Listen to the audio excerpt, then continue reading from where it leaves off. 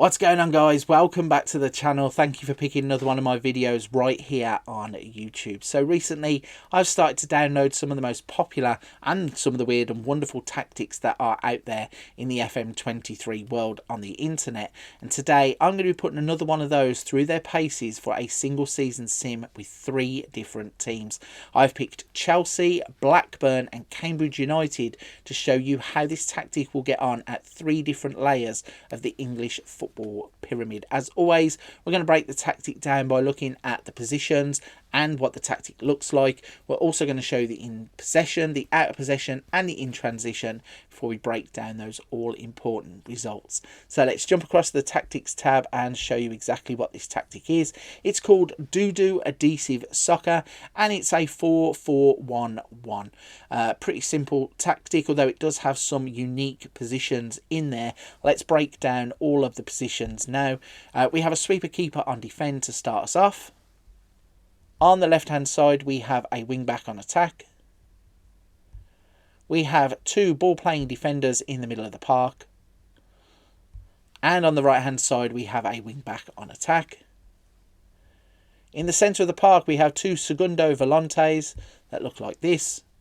Now at this point of the video, obviously if you've come here to try and get tactics for a different version of the game, don't forget to pause it, jot anything down that you need to pull out of the game, and then once you've used it in your version of the game, come back and let me know, do these tactics work in other versions of the game or are they simply PC exclusives? Right then, let's continue on with the positions. On the left hand side we have an inverted winger on attack, and on the right hand side we have an inverted winger on attack. We have an attacking midfielder on attack, and we have a deep line forward on attack. As I said, the tactic is a 4-4-1-1.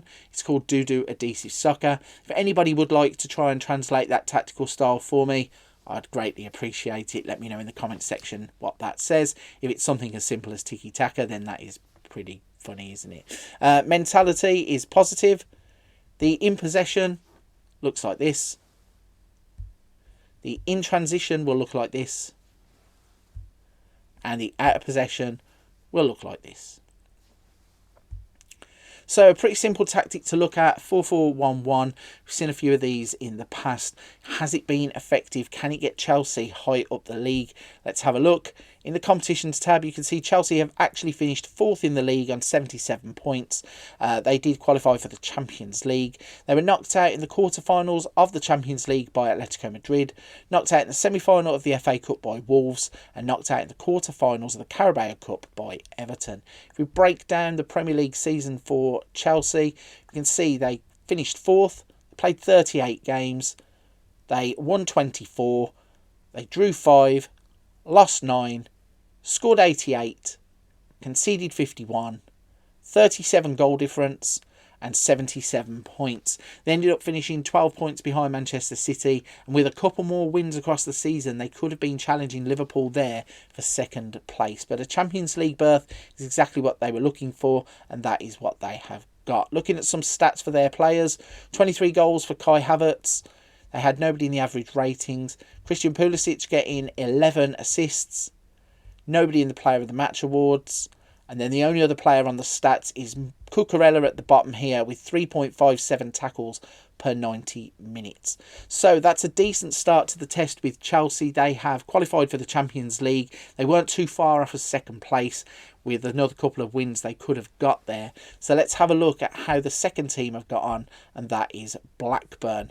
So we can see straight away Blackburn have actually lost in the playoff final. But before we look at that, if we go to the stages of the season, we can see that in the league part of the season, Blackburn played 46, won 26 games, drew 10, lost 10, scored 87, conceded 50, had a 37 goal difference and scored 88 points. They missed out on automatic promotion by a single point from Middlesbrough.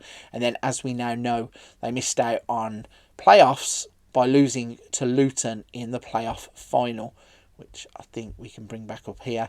Lost 2-0 at Wembley in the playoff final. So close yet so far for Blackburn.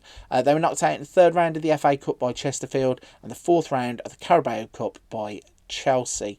If we go back into the Championship and just have a little look at some stats for the players, so you could see that Ben Brereton Diaz was their top goal scorer with 25 goals. He was their average rater, the top average rater at 7.34. Hedges got 13 assists. They did have 3 players in the disciplinary category with yellow cards of 19 for Pickering and Travis and 15 for Wharton. So this might be a tactic you have to keep an eye on in terms of the players.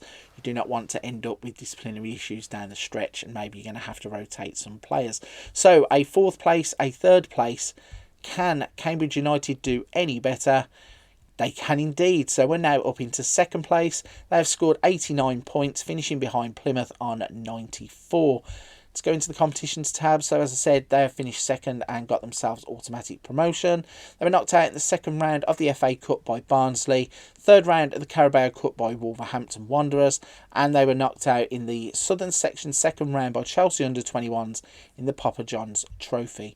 If we go to Sky Bet League 1 and look at the stages there, we can see that in terms of the league table, we have Cambridge finishing 2nd, 46 games played, 26 games won, 11 draws, 9 losses, 78 goals scored, 46 goals conceded, 32 goal difference and 89 points. So they did finish 5 points behind Plymouth, but they finished 4 points ahead of Portsmouth and 6 points ahead of Ipswich. So very impressive in terms of Cambridge managing to get themselves promoted.